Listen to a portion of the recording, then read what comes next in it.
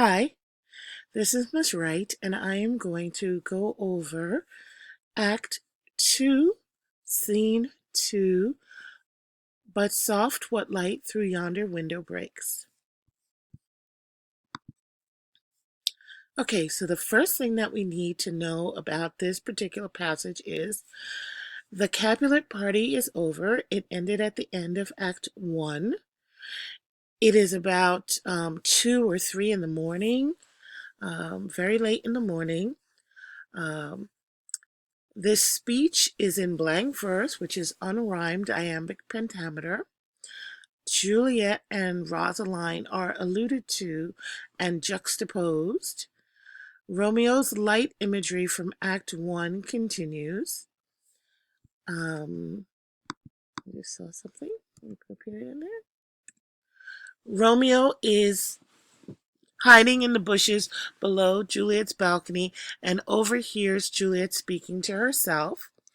This late night setting helps to propel the plot forward because they meaning Romeo and Juliet, can skip the courtship phase and go straight into the talk of marriage after expressing their love for one another.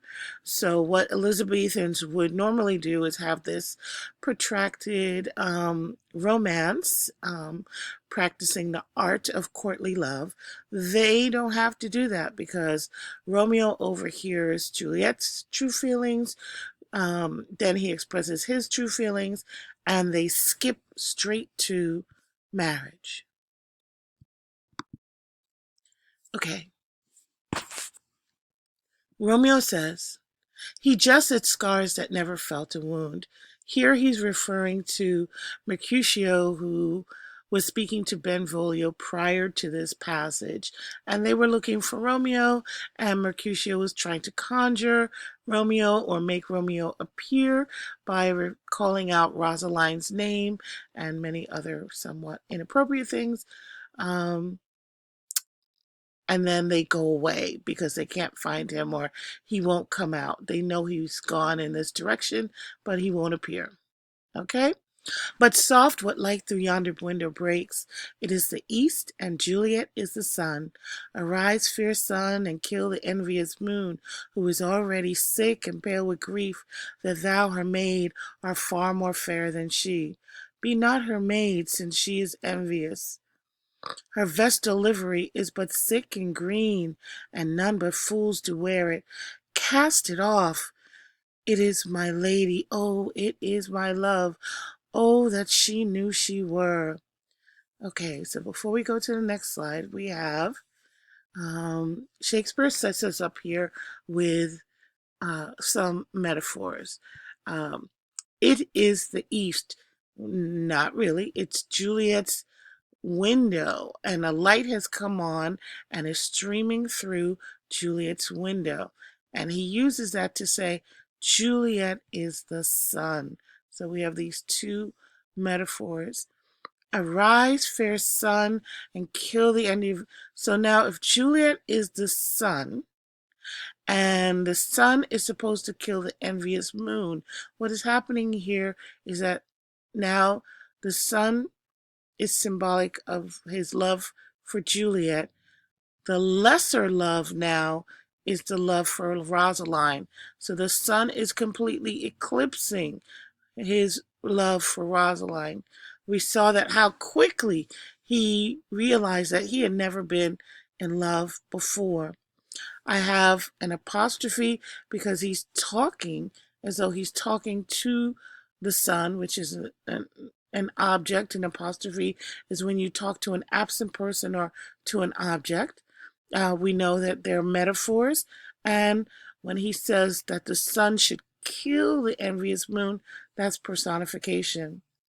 Who is already sick and pale with grief. So that love that he has for Rosaline or had for Rosaline is withering away. It's become sickly. It's become unsightly, unpleasant. That thou, her maid, are far. So Juliet, who was apparently maybe younger than Rosaline or somehow secondary to Rosaline, has surpassed Rosaline. For some reason, he never noticed Juliet before, or maybe never saw Juliet before, but the woman that he thought was so superior is now secondary to someone he had never noticed. Be not her maid, since she is envious. The love for Rosaline versus the love for Juliet. Um, her vestal livery here means her virgin garments. Rosaline, remember, according to Romeo, wanted to stay a virgin. Perhaps she just didn't want anything to do with him. We don't know. And is but sick and green.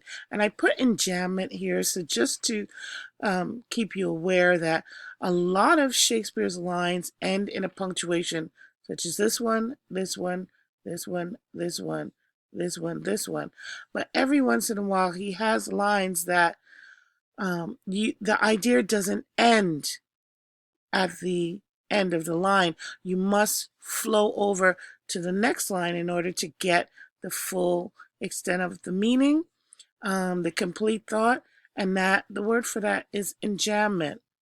And none but fools do wear it. So only fools hang on to their virginity. Cast it off. It is my lady. Oh, it is my love. Oh, if Juliet knew that she were the object of his desire. Okay, this is the beautiful city of Verona. And we continue. She speaks, yet she says nothing. What of that? And we have all of these soft S sounds. She speaks. She says.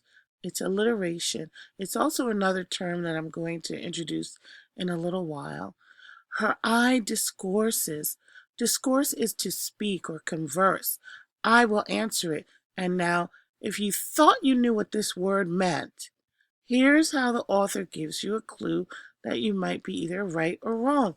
So if you think discourses means to speak, and then he says, I will answer it, it confirms your interpretation of this word. And that's an important skill to have, especially when you have a text that you've never seen before, and you really need to read the text closely in order to get comprehension. Okay? And so if her eye is speaking, I said, that's personification. I am too bold. 'Tis not to me she speaks. And I put internal conflict here because he wants to approach her. He wants to speak out, but he's afraid. There's a certain amount of apprehension, a certain amount of reluctance to reveal himself at this point. He's going to wait for the opportune moment to reveal himself. But right now, he's doubting himself. Two of the fairest stars in all the heaven, having some business, do entreat her eyes. Here's one of our vocabulary words. And here's the enchantment again, because there's no punctuation here. There was here, here, and here, but no punctuation. So we have to twinkle in their sphere till they return. And then we have all these T sounds. I put alliteration, a lot of T sounds. And of course, we have personification because stars all of a sudden have business. They have some commerce to do, and they're asking her eyes to twinkle in their place until they return.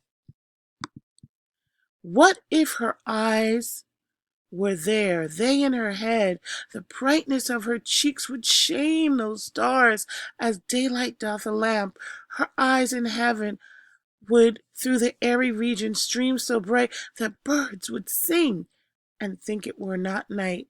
See how she leans her cheek upon her hand? Oh, that I were a glove upon that hand, that I might touch that cheek. Okay, so you have the brightness of her cheek would shame those stars. It's very visual, and I put imagery here.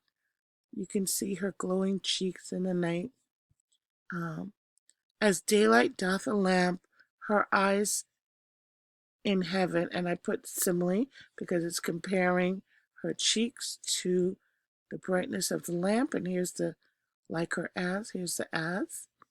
With through the airy region streams so bright, here's enjambment again, and it's actually from this line to this line and down, that birds would sing and think it were not night. You know, this line almost makes me think of pathetic fallacy, but I'm not quite sure, so I didn't put that down. And then here's rhyme, obviously with bright and night, because he hadn't been rhyming, and now he does. See how she leans her cheek upon her hand? I have alliteration with the soft sounds of repeated H. Because remember, he's supposed to be alone in the bushes. So it's almost as though he's whispering these things to himself. So the soft S's and the soft H's help us to remember that he's supposed to be secretive, quiet down in the bushes, even though the audience would have to hear what he's saying. And I also put this term. Sibilant is a type of alliteration that uses soft consonant sounds. In sibilants, the sibilant or hissing sounds are created. So if you think of the soft S's and the soft H, then you think of sibilants. Oh, that I were a glove upon that hand. So he longs to touch her. He wants to be able to reach out and just touch her cheek.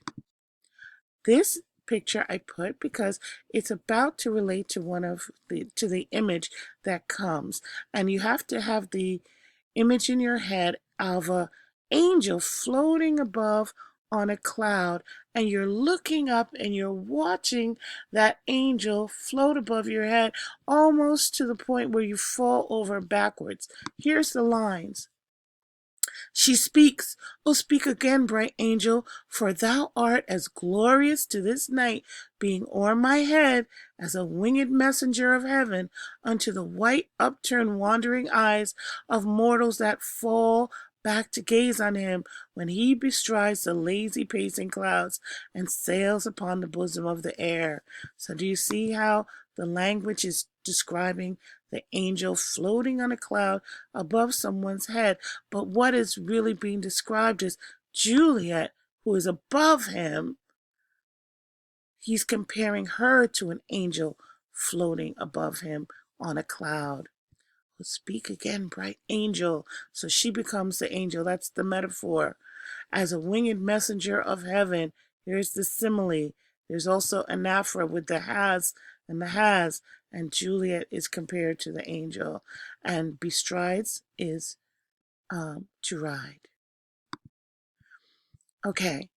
I wanted also for you to think about the first time Romeo saw Juliet, and think about this little speech that he does when he says, "Oh, she doth teach the torches to burn bright. It seems she hangs upon the cheek of night like a rich jewel in an Ethiop's ear." That light imagery. Remember, Romeo was the boy who was walking around in the dark in the middle of the night. His cousin sees him, he runs away, and by day he goes into his room, pulls the shades, locks the door, sits in the dark, completely depressed that this woman that he's in love with wants nothing to do with him. So, I want you to focus on the fact that Romeo's language, whenever he talks about Juliet, is full of light. So look for it, especially in that Act 5 when you get there. Look for more light imagery as you read, because this is the way that Romeo talks about Juliet. Okay, I'm about to run out of time. I hope this is some help to you in terms of thinking about how Romeo's life is changed. It's like a man who's been sitting in the dark, and all of a sudden, someone turned on the light. Okay? So I will see you back in class. Have a good evening, and make sure whatever we start reading in class or view in class, you read that part of the play, make your annotations, and have it ready for us the next time we meet. Bye bye.